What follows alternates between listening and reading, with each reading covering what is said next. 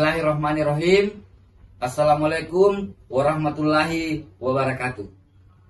Perkenalkan, nama saya Andi Tanwir Mapanyuki, Sarjana Hukum Magister Hukum, NIDN 0904068801, NUPTK 2936666713722 sebagai dosen tetap Fakultas Hukum pada program studi Ilmu Hukum Universitas Indonesia Timur TMT 26 Februari 2013. Pada kesempatan ini saya akan mempresentasikan mata kuliah yang saya ajarkan pada program studi Ilmu Hukum Fakultas Hukum Universitas Indonesia Timur Makassar sebagai bagian dari pemenuhan unjuk kinerja PDD UKT-PT bidang pengajaran Cerdas Smart tahun 2025. Adapun mata kuliah yang saya deskripsikan adalah mata kuliah hukum pidana. Status mata kuliah wajib, program tahun ajaran genap semester 2, bobot mata kuliah 4 SKS. Mata kuliah hukum pidana merupakan mata kuliah yang membahas tentang teori-teori dasar dalam hukum pidana serta pembaharuan hukum pidana dalam rancangan Kitab Undang-Undang Hukum Pidana.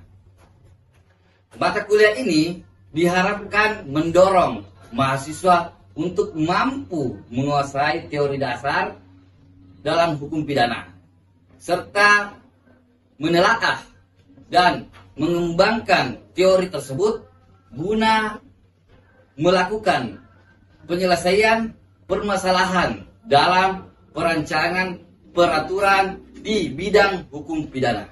Adapun capaian pembelajaran pada mata kuliah ini meliputi mahasiswa mampu untuk pertama, menafsirkan aspek normatif dalam hukum pidana. Yang kedua, mahasiswa mampu menafsirkan aspek normatif tentang kebijakan hukum pidana. Yang ketiga, mahasiswa mampu menafsirkan aspek normatif tentang kebijakan kriminal. Yang keempat, mahasiswa mampu untuk menafsirkan aspek teoritis kebijakan integral dalam penanggulangan kejahatan.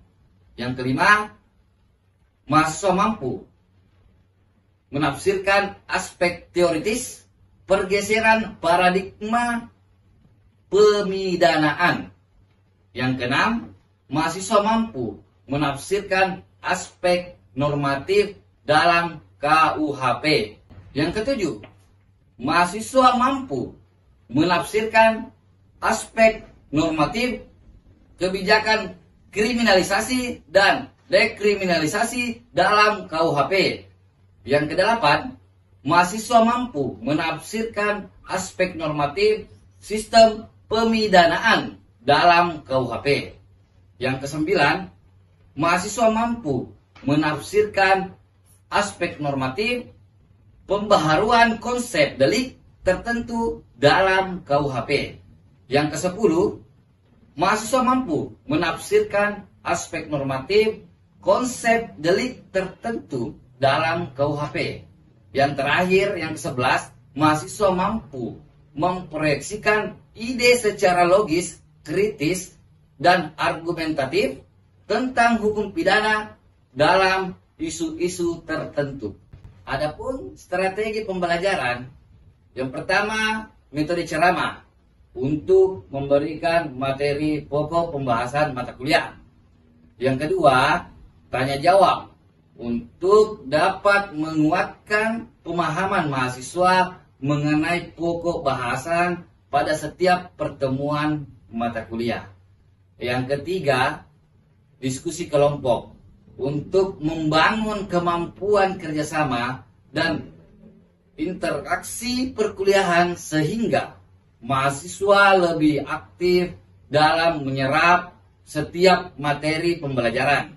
Yang keempat, kuis dan tugas sebagai bagian evaluasi kemampuan mahasiswa dalam menguasai materi pembelajaran dan membangun konsep berpikir kritis serta menjelaskan keterkaitan pembelajaran. Pelaksanaan pembelajaran hukum pidana ini meliputi 16 kali pertemuan perkuliahan dengan disertai ujian tengah semester dan ujian akhir semester. Adapun aspek penilaian terhadap mahasiswa itu yang pertama kehadiran 15%, keaktifan 15%, sikap atau attitude 15%, tugas atau kuis 15%, ujian tengah semester 20%, dan ujian akhir semester 20%.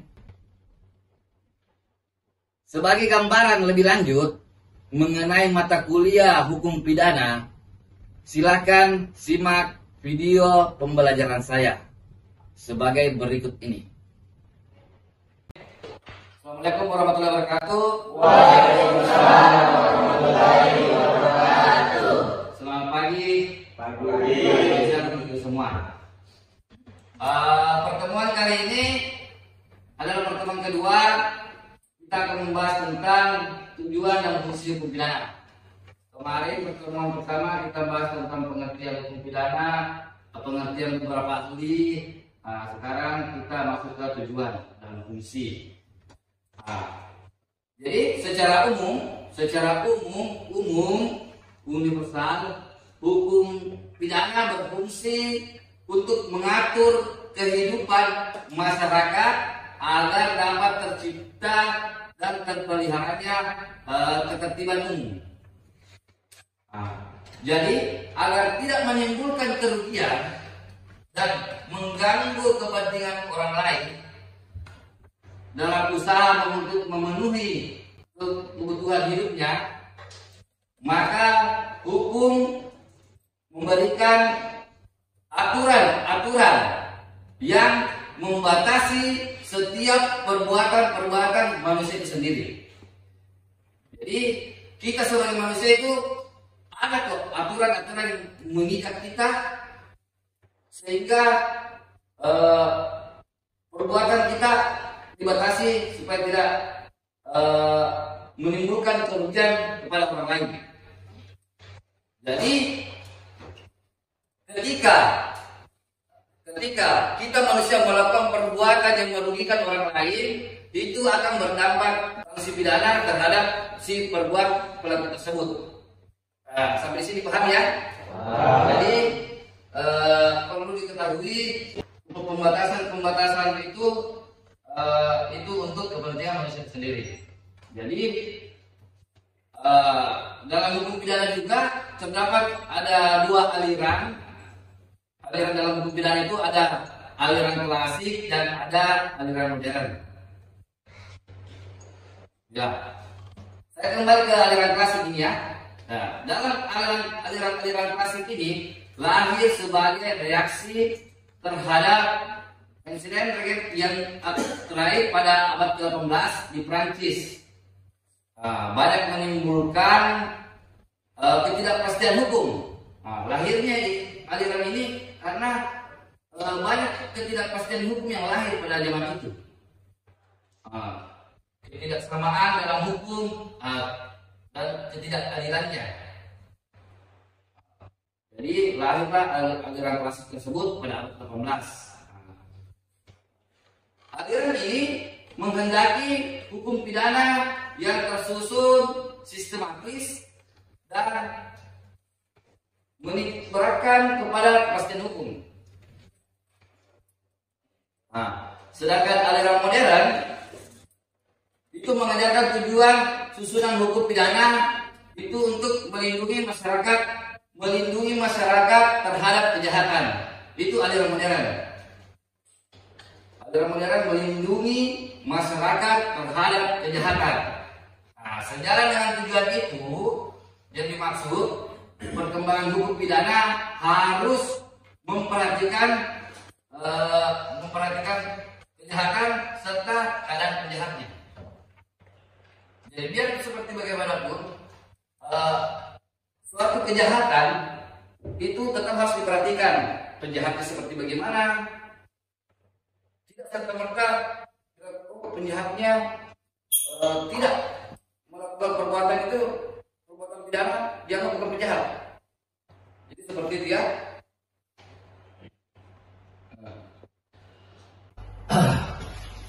Aliran modern dalam hukum pidana didasarkan pada 3 pijakan. Pertama, mengurangi kejahatan. Dalam artian dalam bahasanya Lombroso melakukan studi sistematis mengenai tingkah laku manusia dalam rangka mengatasi kejahatan dalam masyarakat.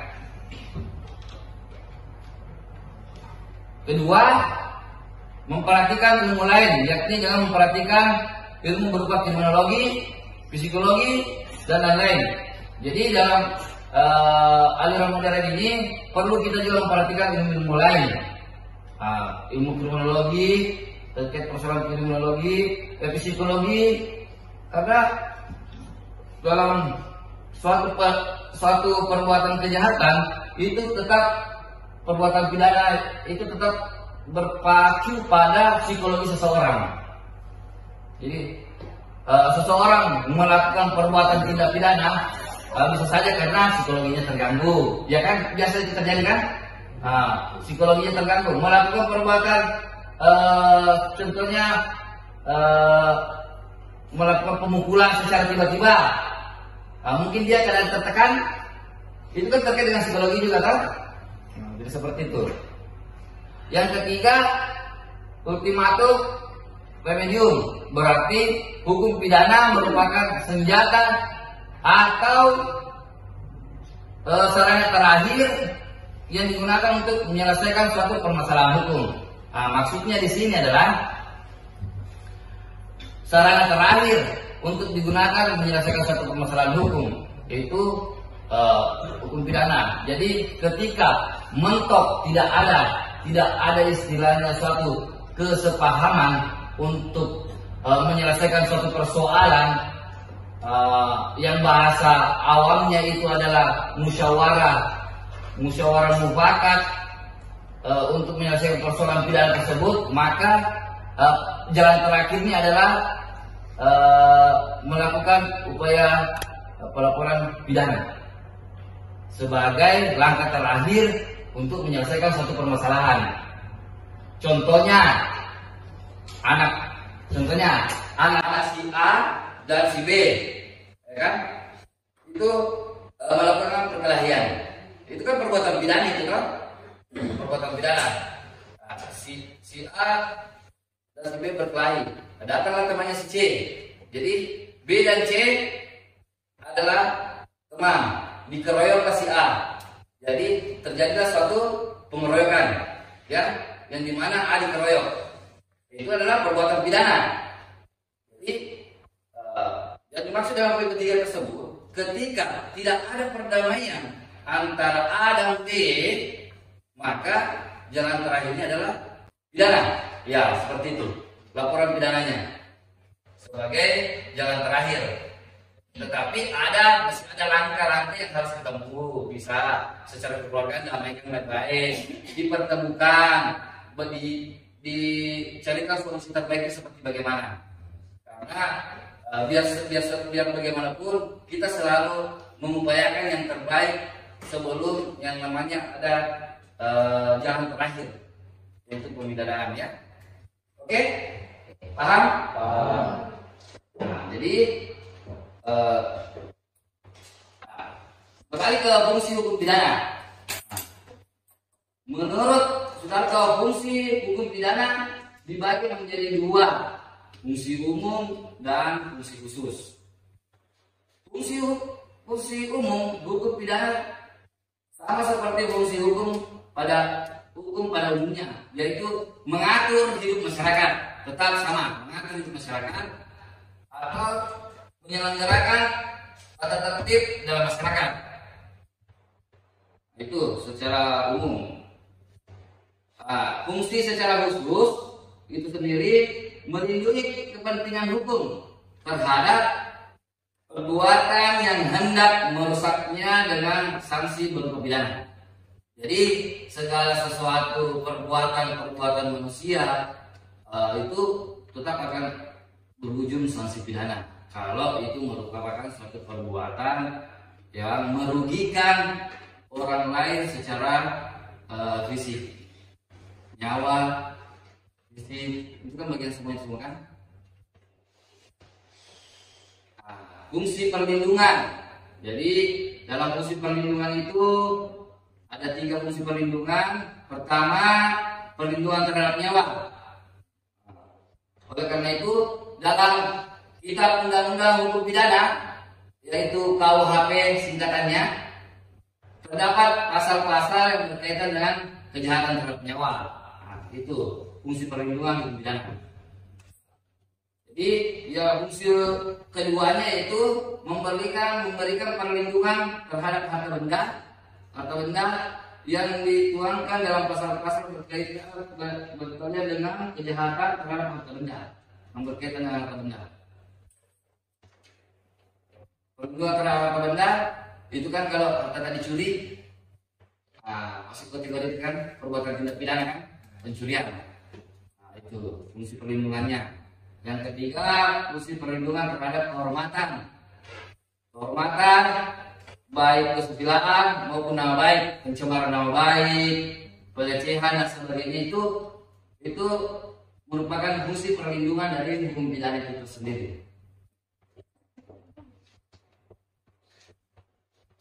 Jadi fungsi khususnya juga ada. Fungsi khusus hukum pidana itu memberikan keabsahan kepada negara dalam rangka menjalankan fungsinya, melindungi kepentingan hukum. Jadi ketika terjadi suatu pelanggaran hukum, itu terkait persoalan kepentingan hukum negara, masyarakat atau individu, maka batas-batas yang ditentukan itu diatur sama undang-undang sama negara. Terus fungsi khusus yang kedua itu dapat dikatakan bahwa fungsi khusus hukum pidana memberikan keabsahan kepada negara untuk menjalankan fungsinya melindungi kepentingan hukum konteks hukum pidana formil. Begitu. Jadi fungsi khususnya itu pidana yaitu memberikan keabsahan kepada negara untuk menjalankan fungsinya melindungi kepentingan hukum dalam konteks hukum pidana formil. Oke, paham sampai di sini? Jadi untuk pertemuan ini bagi mahasiswa yang ingin bertanya silakan bertanya. Jadi terkaitan dengan pembahasan pada hari ini ya. Silakan. Baik Kak, saya ingin bertanya, terima kasih atas kesempatan yang telah diberikan. Apa saja yang menjadi unsur perlindungan hukum? Unsur-unsur. Ya. Oke, pertanyaan yang bagus. Terima kasih pertanyaannya Mas Nahila ya. Nahila. Jadi unsur-unsur perlindungan hukum. Perlu diketahui bersama bahwasanya ada 4 unsur pokok dalam perlindungan hukum. Yang pertama, unsur pertama perlindungan dari pemerintah. Perlindungan dari pemerintah memiliki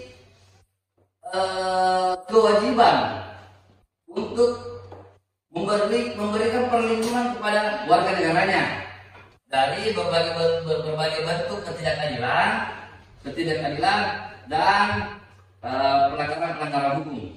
Contohnya, maksudnya ini contohnya berbagai bentuk ketidakadilan dan pelanggaran hukum, pemerintah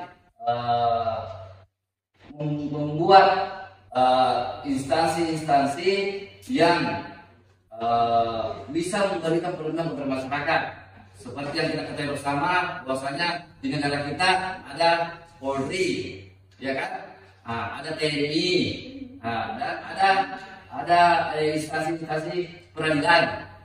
Disitulah unsur pertama. Unsur yang kedua, jaminan kepastian hukum. Dalam jaminan kepastian hukum ini, perlindungan hukum harus memberikan kepastian hukum. Artinya, aturan-aturan yang dibuat harus jelas. Jadi, semua aturan-aturan yang ada di negara kita, Indonesia ini, harus jelas supaya mudah dipahami dan diterapkan secara konsisten oleh penegak hukum. Aturannya harus jelas.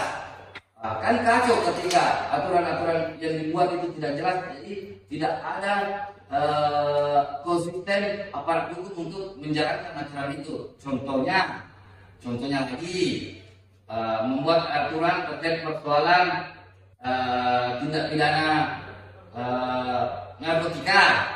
Itu kan ada aturan-aturan yang dibuat di dalamnya, ya kan? Ya, itu supaya ada konsistensi aparat untuk melakukan penegakan hukum tersebut terhadap pelanggaran pidana tersebut. Ya, itu yang kedua. Yang ketiga berkaitan dengan hak-hak warga negara.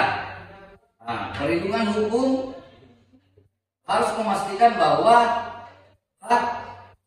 hak dasar warga negara seperti hak atas kebebasan, hak atas milik, hak atas persamaan di depan hukum, dan hak-hak lainnya yang dilindungi dan terjamin. Maksudnya di sini adalah hak dasar warga negara memiliki hak kebebasan dalam artian tetap terikat pada norma-norma hukum yang ada pada negara kita. Bebas melakukan ekspresi, menyampaikan pendapat juga, itu tetapi perlu tetap mengacu pada aturan yang ada yang telah dibuat. Itu memiliki hak untuk memiliki, kan ada dibilang harta ini milik saya, itu hak saya, milik saya, kebendaan saya. Seperti itu. Persamaan di depannya hukum, semua sama di hadapan hukum. Jadi mau itu masyarakat miskin, mau itu masyarakat menengah, mau itu masyarakat tingkat atas pun, bahkan sultan sekalipun, itu semua sama di hadapan hukum. Tidak ada perbedaan.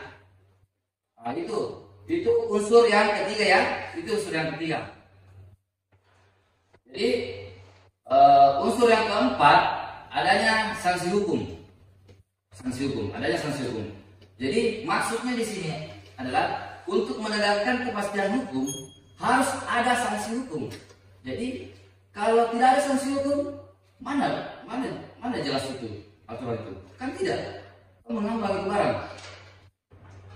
Ada kepastian hukum. Jadi secara tegas bagi yang melanggar aturan hukum, sanksi ini bertujuan untuk memberikan efek jerah dan mencegah terjadinya pelanggaran hukum di masa depan. Jadi adanya sanksi hukum unsur yang keempat ini, dia memberikan efek jerah supaya tidak mengulangi lagi perbuatan yang sama ataukah perbuatan pidana yang lain. Jadi seperti itu. Jadi saya rasa seperti itu ya. Ada 4 unsur itu. Bagaimana? Masih ada pertanyaan terkait persoalan unsur tersebut? Oke. Saya rasa ketika mahasiswa semua tidak ada pertanyaan, terima kasih banyak untuk hari ini.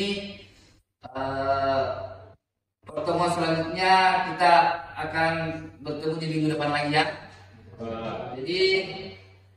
Jadi ke depan saya ingin melihat yang lain lebih aktif lagi ya. Jadi sekian, terima kasih banyak. Wassalamualaikum warahmatullahi wabarakatuh. Waalaikumsalam warahmatullahi wabarakatuh.